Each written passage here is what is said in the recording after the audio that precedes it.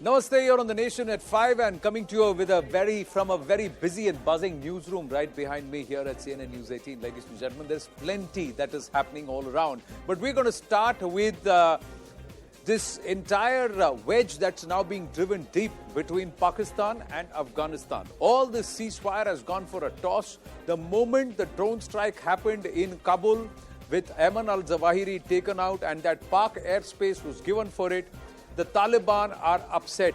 The Taliban are seeming to come back and say, we have had enough of your meddling and enough of your skullduggery.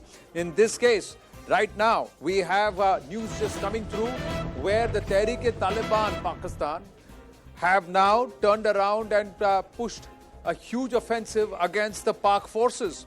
Top sources are telling CNN News 18 that 3 Pakistan soldiers were killed in a TTP raid near the Afghanistan border. The gunfight erupted in Kharlachi in the Kurram district. TTP forces suffered heavy casualties in this entire gunfight. Ceasefire was called off after Zawahiri was killed in the US drone strike. US used Pak airspace for the drone strike on Zawahiri in Kabul, and the Afghan and the Taliban, especially the Taliban, very, very upset because of this. Pakistan has also demanded the Afghan government's arrest, that the Afghan government arrest Jaish head Masood Azhar. So far, the Tehreek E Taliban Pakistan has carried out 7 attacks on the Pak police in the last 3 days. TTP claims it foiled the Pak police raid in Khyber Pakhtunkhwa also. TTP also claims that it targeted the Pak army in South Waziristan, wounding 2 soldiers. The TTP also claims that the Pak army killed Tehreek E Taliban prisoners in a fake encounter. And perhaps somewhere it all stemmed with the way the Pak forces, ahead of the FATF on-site visit, have tried to up the ante and trying to show that they are really attacking and cutting down the very, trying to cull the very, snakes they bred in their backyard. The entire terror groups and terror outfits that have got the protection of the deep state of Pakistan in the past today now stand exposed, and there is a repercussion to that. This fake encounter seems to have triggered a spate of attacks and the Pak security personnel, and there has been attrition. Sushant Sareen, Senior Fellow ORF, and Alok Bansal, Director India Foundation with us. Namaste, gentlemen. Plenty of ground to cover. There was a significant development last evening. Sushant Sareen, you were with us when that entire farce of a letter was pushed out by the Pakistanis. But now what we are seeing with this fight between the TTP and the Pak forces, this so-called attempt at brokering peace ceasefire seems to have come to another.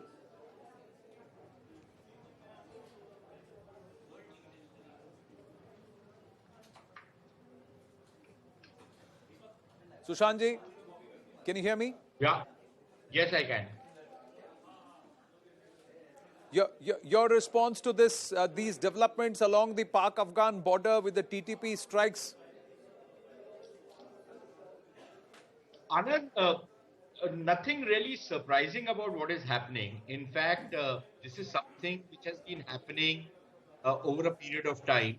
But the only unusual thing about what has happened yesterday, apparently, is that the claims of the Taliban are that the Pakistanis were trying to do some illegal construction along the Durand line. The Taliban tried to stop them. The Pakistanis fired at them. The Taliban fired back. There were casualties on both sides. The Pakistanis, however, say that there were other elements inside Afghanistan using Afghanistan soil to, attack inside Pakistan. And then there is apparently a TTP statement which has claimed responsibility for the skirmish or the attack. So clearly something seems to be happening in that particular area. It's already a kind of a witch's brew, but we have seen over the last couple of weeks the TTP attacks being launched pretty regularly. The ceasefire technically still holds between TTP and the Pakistani forces. But the TTP has said that it is now free to launch what they call defensive attacks. So that has been happening. Meanwhile, the Taliban themselves are quite cut up with the Pakistanis because if you remember Mullah Yaqub, who's the Taliban defense minister, had pointed fingers at Pakistan, saying that they had allowed the use of their airspace for the drone attacks. Now, there is one drone attack which we know happened, which is against Al-Zawahiri of Al-Qaeda. But apparently, there are other attacks also which have taken place, including a suspected drone attack which took out a top TTP commander. And there are reports of drones hovering over parts of eastern Afghanistan. So clearly, there is something, the tensions between the Taliban and the Pakistanis are brewing. And I think what the Pakistanis have done yesterday, sending a letter asking the Taliban to shut up this fellow Masood Azhar, I think that also is only going to further spoil, spoil the relationship between the Taliban and the Pakistanis. And I think this is a relationship which is only going to go downhill because there is really very little love lost between the Taliban and the Pakistanis. The Pakistanis might think that the Taliban are beholden to them, but the Taliban think that the Pakistanis were extremely unfair to them. They, in fact, treated them very shabbily when they had taken refuge inside Pakistan. A number of top Taliban leaders were killed in custody. They were tortured. They were blackmailed. Their families were held hostage. So perhaps some kind of a payback time as far as the Taliban are concerned is also coming. True. The TTP has also claimed another attack that targeted newly established security post with an IED attack in the Sararogha sub-district of South Waziristan tribal district in Pakistan. This wounded a soldier and an engineer. 7 attacks in 3 days, Alok Bansalji. See, there is no doubt that this was coming for a long time. We have known that TTP was unhappy, Taliban has been unhappy. There were reports emanating from Swat that TTP had made its presence felt.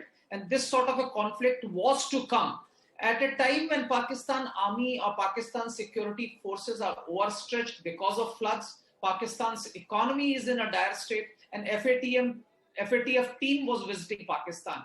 And I think all these have contributed to what we've seen flaring up of conflict between TTP and Pakistan Army.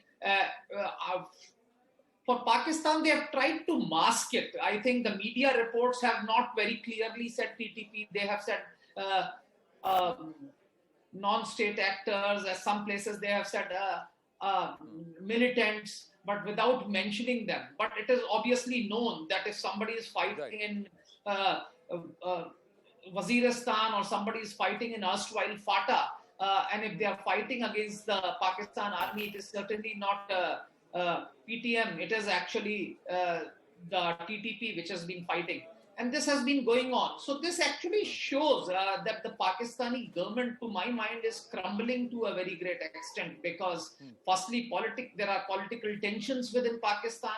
Economically, despite the IMF tranche having come through, the rupee is losing ground against dollars. The foreign exchange reserves continue to remain precarious. And on top of that, there is a huge slugfest. And now you are seeing what is happening on the frontiers. The TTP and Pakistan Army are fighting with each other. And this comes at a time when a new army chief needs to be appointed in due course. So there are a lot of things.